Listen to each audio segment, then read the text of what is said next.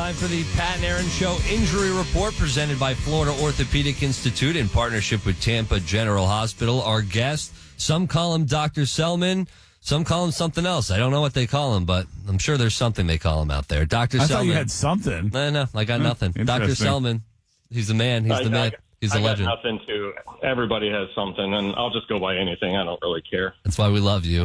And here today, you're playing doctor on the air because you're Dr. Sellman, and you do a great job along with everyone over there at Florida Orthopaedic Institute. And I know when it comes to something like this, you'll have the answer. Carlton Davis, who former Buccaneer, now part of the Lions, he fractured his jaw. I'm trying to think about what that injury is like, what that feels like. Sucks, it's got to be awful. I mean, eating, everything that comes with that injury. It's got to be terrible, Dr. Sellman. Yeah, it's got to suck at the highest level, to be perfectly honest with you. And you're absolutely right. It is obviously very important not only for chewing, but for the way our face looks and appears to people. And if we can whistle or if we can stick our tongue out and all that stuff. So it has to be aligned perfectly when you get that fracture. And, man, I can't even take a hit in the jaw a little bit, but have it fractured, I feel for the guy. Yeah, and the only time I've seen this in life is with sports injuries, and I knew one kid in high school that got punched in the face and had a fractured jaw. How uncommon is the injury outside of sports? Do you see these very often?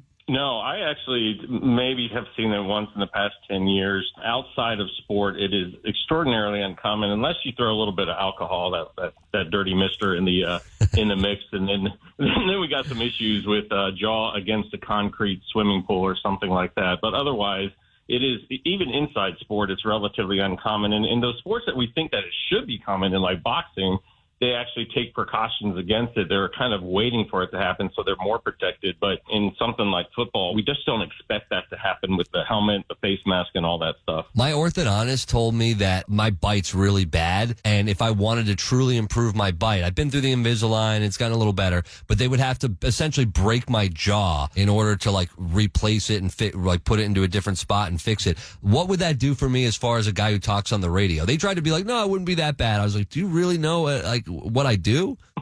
It would literally and figuratively suck for you, first of all. And second of all, you got to learn not to use your teeth so much as you did before. You got to gum it a little bit. But that being said, your jaw is wired for several months while those plates are doing their job. Exactly.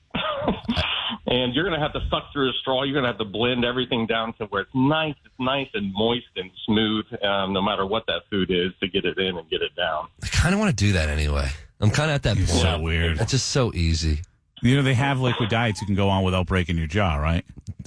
I guess. Yeah. You could do that if you wanted to just drink protein drinks. Like, you could do that.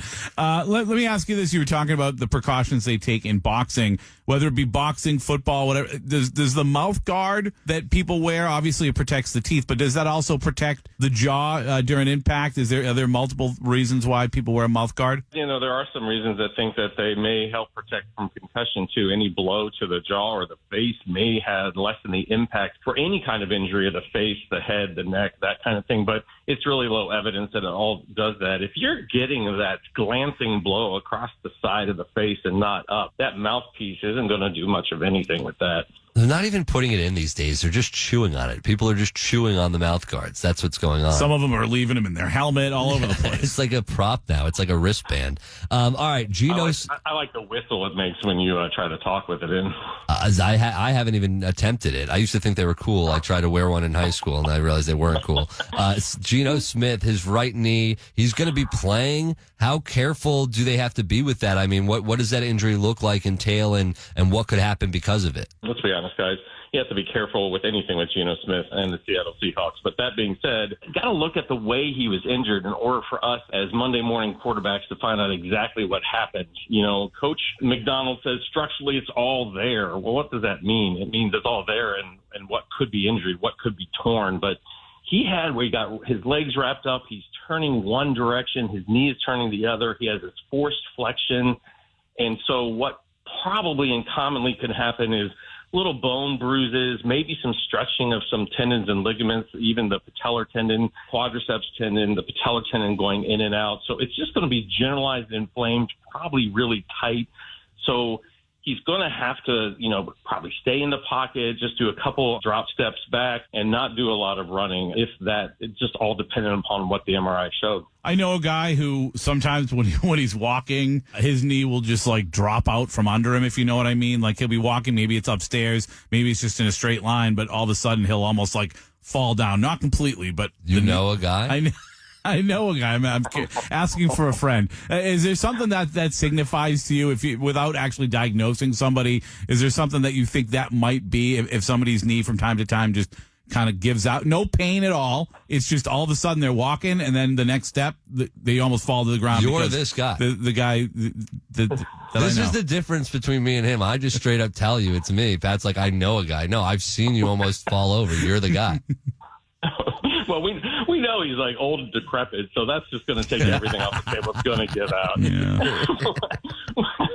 When you use it enough in your lifetime, the cartilage is going to wear. It's not going to have the stability it had before. And then you got to get your ass to the gym. You know what I'm saying? Get those muscles. That's what I said. I said he's got to do more yoga. He was doing yoga for a while. He was in great shape. He'd do more anything at this point. We'll get him back. We'll get him back and going. Speaking of getting back, Chris Godwin, can we get an ankle update? Because now that the Buccaneers they're looking like they're going to win this division, and they actually look like a contender, is there any possibility, looking what the injury he's had, could he make a return in the playoffs at any point? In the playoffs, he definitely could. There's been kind of some positive updates, and the wild card round, the divisional round, is just under 3 months after his surgery. So that's about the time that the general population starts doing the sport-specific training and functional testing to see if he's able to get back. And, with him being Chris Godwin and in the NFL, he's probably ahead of what everyone's schedule would be. So there is a distinct possibility, especially if we could pass the wild card round, that he'd be back in the divisional possible championship round. What's the risk with that kind of injury of potentially bringing him back too early and seeing a re-injury that would cost him significant time into maybe even next year? That's a really good question, because we still don't know all the injury associated with that horrific actual injury itself. We don't know how many ligaments, and that is really dependent upon if he can take back steps or not. If some of his ligaments were intact, we're at a better place than if you have to repair all those ligaments, because the bones that were fractured, we're going to have some plates in there. It's not going to take that many steps back. But if we make sure those muscles and tendons, ligaments can handle the force that he's going to be putting on them, then he's going to be good to go. It's a really good question, Pat. It's a really good question. Can you believe that? Yeah, I can, because he gets one every week, and I never get one, Dr. Sellman. All right? I never get one of those. I'll pull one out of my back pocket for you. Thank you. Do it when I'm least expecting it. Do it after my worst question is what you should do. The Pat and Aaron Injury Report, presented by Tampa General Hospital in partnership with Florida Orthopaedic Institute. They provide you access to one of the top orthopedic programs in the nation. Schedule an appointment today. Do not wait at floridaortho.com. Dr. Sellman, we love talking to you, and we hope you have a great Christmas, and we hope to talk to you soon. Happy holidays, guys. Thanks, Doc.